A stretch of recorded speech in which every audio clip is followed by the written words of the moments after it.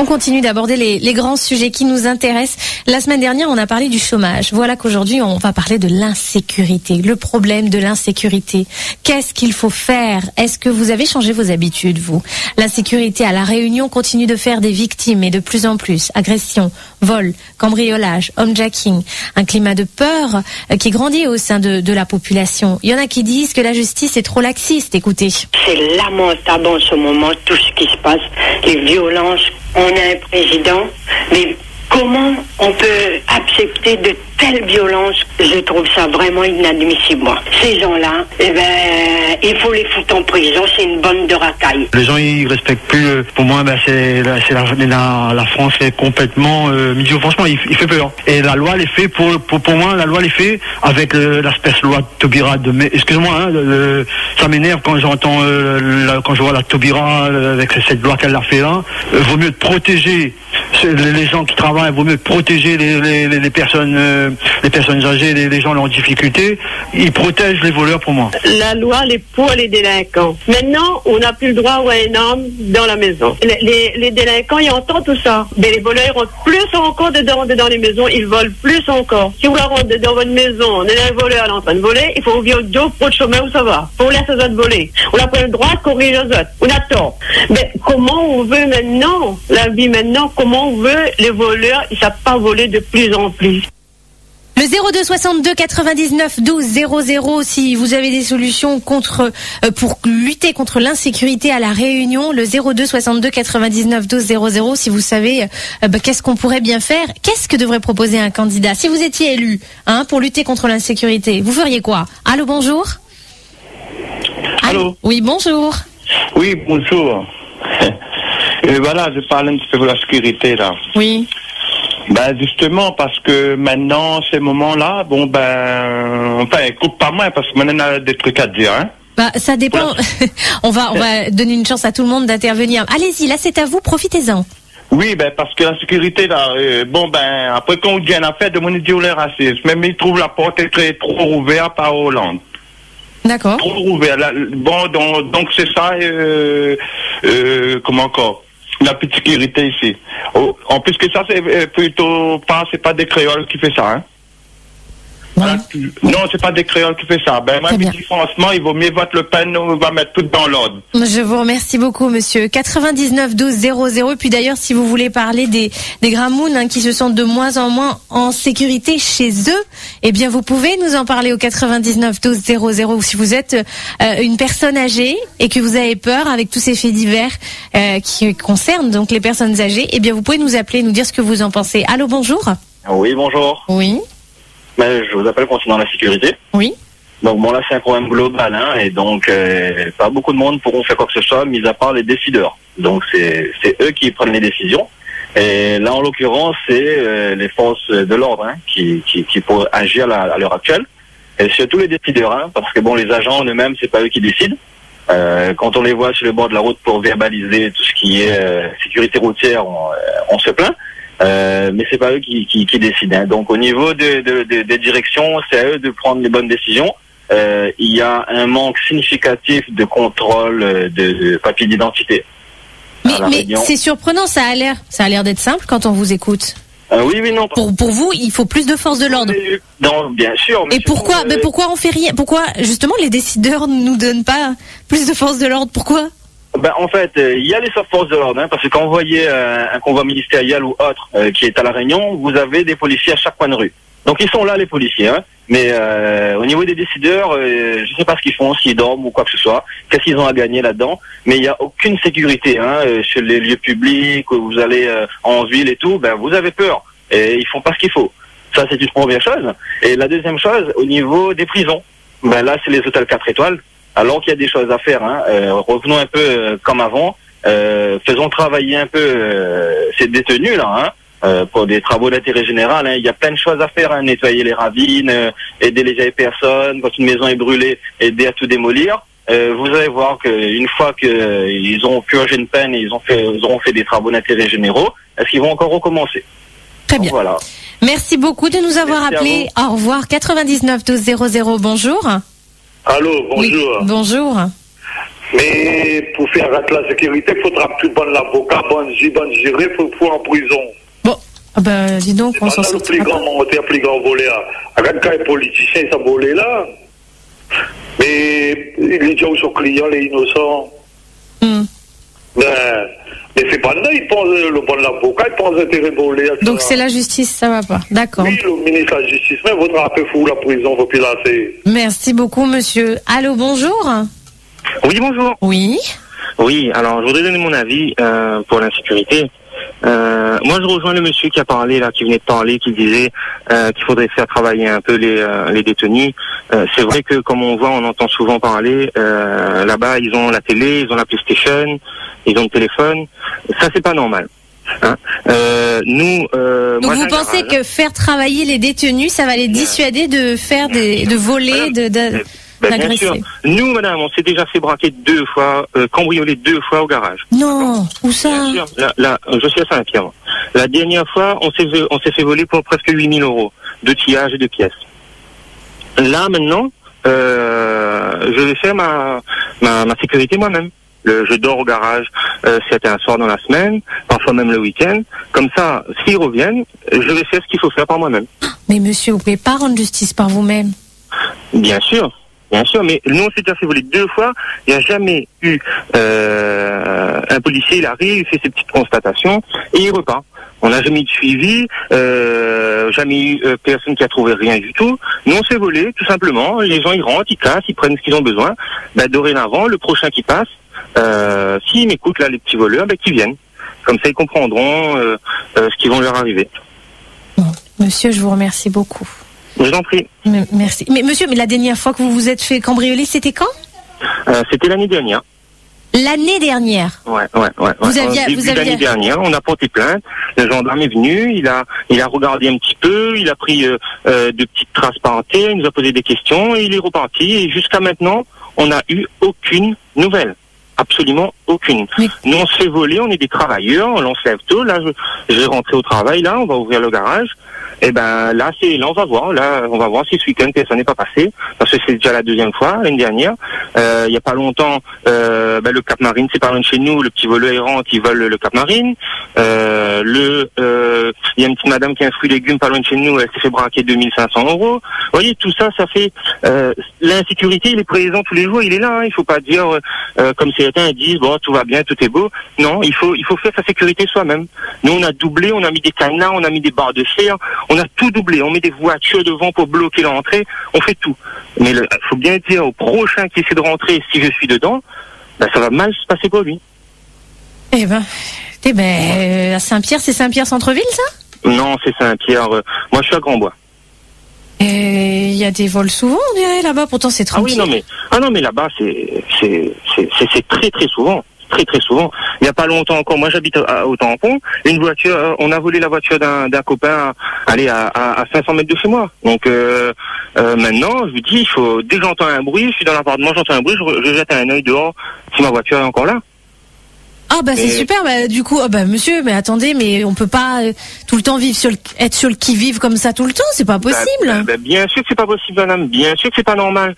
Après, mettre, comme le monsieur disait tout à l'heure, voter Le Pen, moi je suis d'accord, mais c'est pas madame Le Pen qui va tout faire, hein. Moi je dis simplement, il faut être plus dur sur les sentences. Quand on entend quelqu'un qui a violé, il gagne 5 ans de prison, la 2e année il sort, c'est pas normal. Quand on donne quelqu'un qui a tué, il fait perpétuité, dans 15 ans il sort, c'est pas normal.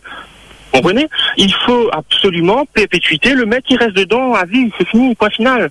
Monsieur Bajou. S'il a cassé des roches dans la rivière Saint-Étienne là-bas, je sais pas, je le fais bosser. S'il est là-bas comme dans un hôtel, il a la télé, il a la PlayStation, il est dedans, il gagne ses petites cigarettes, il tourne, il vient, il mange. Il y en a qui mangent moins bien que ce qu'ils mangent à l'hôpital. Des gens qui sont pas des détenus. Là-bas, ils ont leur repas le matin, midi, le soir. Il y a des gens dans le civil qui travaillent, qui mangent pas aussi bien que ça, qui ont plus de tracas, plus de problèmes. Monsieur, je vous remercie beaucoup. On papote, mais en attendant, vite, on est dans le baromètre. C'est très intéressant tout ce que vous venez de dire. Beaucoup de cambriolage là où vous êtes, et vous vous demandez, ce que fait l'État. Il ne faut pas faire justice soi-même, évidemment. 99 12 00, bonjour. Oui, allô, bonjour. C'est à vous. Oui, bonjour, Freedom. Bonjour. Alors moi, j'ai déjà témoigné sur votre hier ou avant-hier. Moi, j'ai une solution pour ces gens-là. Moi, je suis issu d'une carrière militaire chez parachutiste. Je sais pas là où je veux me dire, tous les petits délinquants, toute cette petite racaille, parce qu'il faut dire un chat, vous les prenez, on fait comme à l'ancien temps, vous les balancez à la Légion étrangère. Alors, je vais vous expliquer un petit peu comment ça se passe à la Légion étrangère.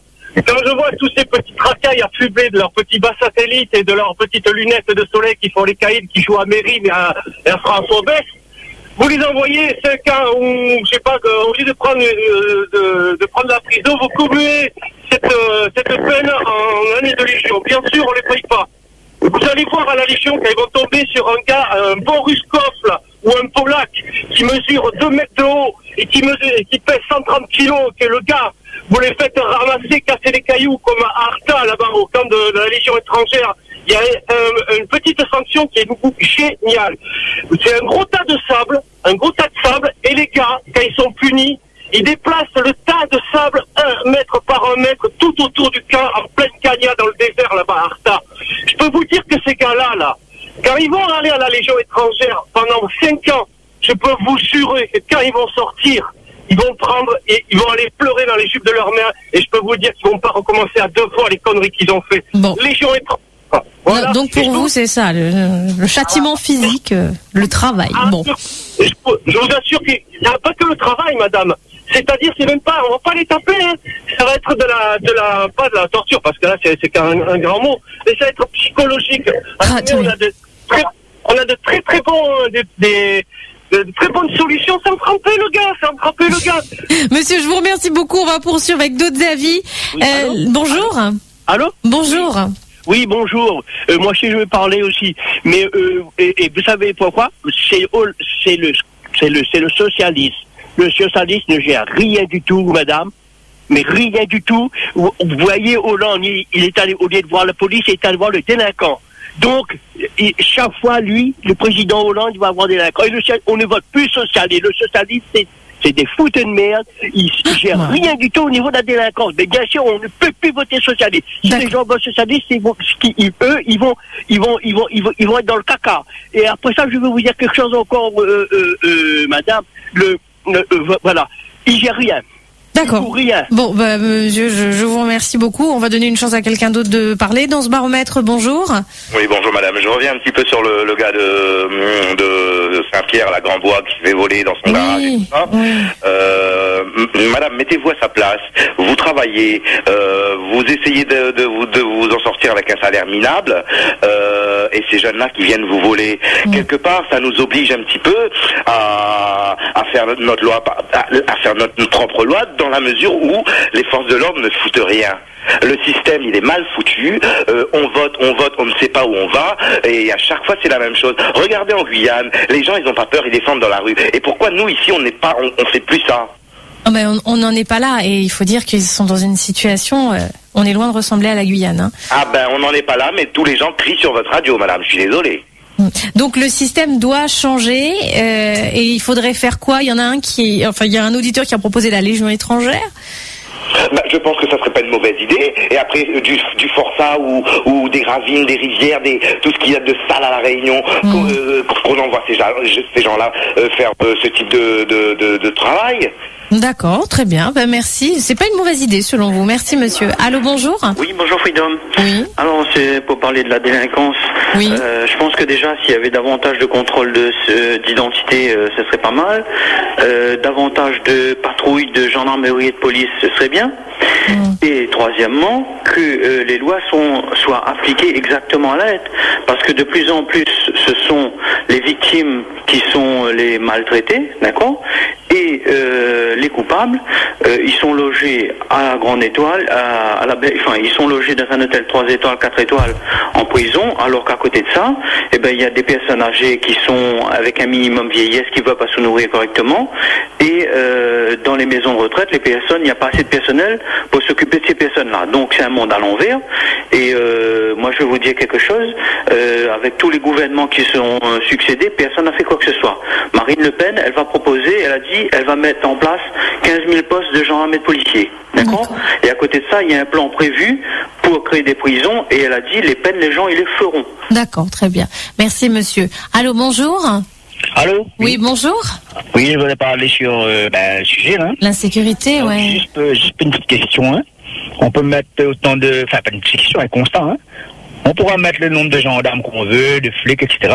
Mais s'il n'y a pas de place dans les prisons, moi, je crois que le gros problème, c'est ça. C'est qu'elle n'a pas assez de place, toi, qu'il y a tous les délinquants de France. Ah. Bien sûr, parce que bon, quand on prend l'exemple de la Réunion, par exemple, les centres d'accueil longtemps, comme tu appelles la PK, ça disparaître. Donc, si ça se fait,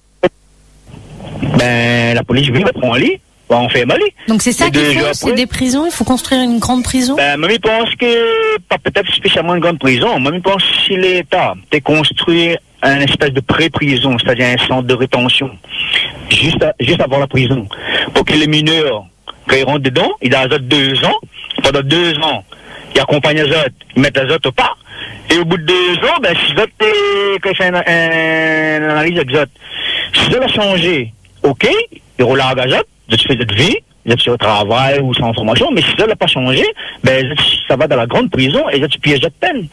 Pourquoi pas? Merci pour cette idée, monsieur. Allô, bonjour. Allô? Oui, bonjour, c'est à vous. Oui, bonjour, j'appelle pour le monsieur là qui avait son idée de légion étrangère. Oui. Bon, d'après moi, il a un souci, ça doit être un gros mytho, hein, il n'est pas parat du tout, parce que sinon il saurait que la légion c'est les troupes d'élite. Et c'est pas avec les cagnards, les voyous, je sais pas quoi, qu'on va. Je pense qu'il voulait dire les méthodes. Les méthodes. Le mec, il a rien fait du tout. Non, mais monsieur, on va pas remettre en question ce qu'il a fait ou ce qu'il a pas fait. Il voulait parler des méthodes, les méthodes employées. Ils prennent une personne sur 20 quand vous vous présentez. Vous croyez qu'ils vont s'emmerder à prendre des cagnards? Et les méthodes de là-bas, est-ce que ça marcherait? Non, pas avec des gens comme ça. Ils passeraient leur temps à nous coûter du pognon, à nous coûter du temps, alors casser des cailloux, mais c'est pas ça. Le truc, c'est d'être une troupe d'élite, c'est d'aller à la guerre. C'est pas pour avoir des mecs qui cassent des cailloux toute la journée. D'accord. Là, on les met au bagne en Guyane comme avant, ou on leur fait nettoyer, je sais pas, moi, les fosses septiques, des trucs dégueulasses, à longueur de journée, couper les herbes au bord de la route, j'en sais rien. Mais la Légion, ils ont autre chose à foutre que récupérer toute notre merde. Très bien. Merci, monsieur. Allô, bonjour. Oui, bonjour. Oui. Je vous appelle de Saint-André. C'est pour pousser un petit coup de gueule. Parce qu'il y a une résidence de personnes âgées de Saint-André. On parle d'insécurité? Oui, d'insécurité, oui. Oui. Ces personnes âgées, bien plus rouvre, vous autres passent comme il faut. Ah bon? Oui, parce que quand ils rouvrent là, il y en a des jeunes, ils viennent, un y passe par derrière, et un y cause devant les personnes âgées, il demande un petit peu de l'eau, il demande ceci, il demande cela. Et en attendant là, l'autre il rentre toujours dans la maison, il prend le sac à main, il s'en va avec. Oh, mais c'est arrivé beaucoup de fois ça? Madame, pour ce mois-ci, début de l'année, il fait au moins 3 fois. Oh. Je ne trouve pas un peu trop, la police qu'il appelle là. Je ne déplace pas pour rien, j'entends. Et quand nous demande la CDA de faire quelque chose pour ces personnes âgées-là, que ça la CDA y attend. Monsieur le maire vira poulet là, dit que ça y attend pour mettre sur grain de sel dans là. Je préfère que ces personnes âgées-là les agresser quand nous arrivons là-bas, nous trouvons notre maman, notre grand-mère, notre ma tante à terre rapidement. Maladie, de toute façon, nous, ça c'est une pétition, nous là, mais ça fait signe toutes les personnes âgées, parce que c'est une résidence réservée aux personnes âgées, à partir de 60 ans. SIDR? Il n'y a point de sécurité pour ces gens-là, que ça y est. Nous, famille, là, nous sommes obligés de faire le guet la nuit, comme je connais. Premier l'arrivée, nous poicali. Parce que là, il en peut plus. Oula. Madame, il faut pas rendre justice soi-même, mais bon, on comprend que vous soyez en colère.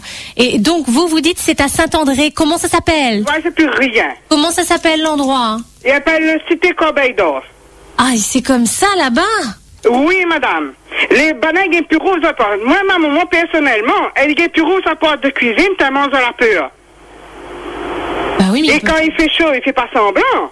Donc, obligé de laisser ouvert devant et faire le guet. Dès que les mouni arrive ou bien pas, obligé de regarder qui c'est il est. Et vous dites 3 personnes se sont fait voler leur sac de cette façon? Oui, c'est personnes âgées, oui. Nan, il cause devant avec, et l'autre, il passe derrière, il rentre dans la chambre, vite fait, bien fait, hein, ni vu, ni connu. Quand il rentre dedans, il réalise, il cherche son sac à main, il n'a plus de sac à main dans l'argent dedans, finalé. Le dernier... Pourquoi bonne personne âgée a besoin de ça, Le dernier, c'était quand? Le dernier, il est arrivé, c'était il remonte à peut-être 3-4 semaines de ça. Punaise. Ben, nous l'a dit, hein, la prochaine fois, nous trouvons un jeune en train de traîner, là-bas, là, ben, on peut compter, ça gagne son affaire, hein. Parce que, ne voit pas quand il vient foutre, là, et en plus, tu fais des jeux, tu cours, il vient fumer à mal, juste par derrière. Alors, tout ce qui dit au niveau, les pas de l'hôpital là-bas, les sécurisés, il y a une grande barrière, il y a tout ce qu'il faut. Mais les personnes âgées, avant, il y avait un portail pour fermer. Là, on levait ce portail-là. Donc, là, devant là, c'est comme, un champ de foie, ils rentrent, ils sortent, c'est ce que tu veux, alors. Nous l'a fait prévenir. Mais il bien dit, monsieur Virapoulet, est-ce que les gagne faire quelque chose pour ces personnes âgées pour mettre Bana en sécurité? Très bien, madame. Si d'autres personnes veulent nous parler de cette résidence pour personnes âgées à Saint-André, 99 12 00 après le journal d'Europe 1, puisqu'il est 8h. Voici tout de suite le journal d'Europe 1, 8h.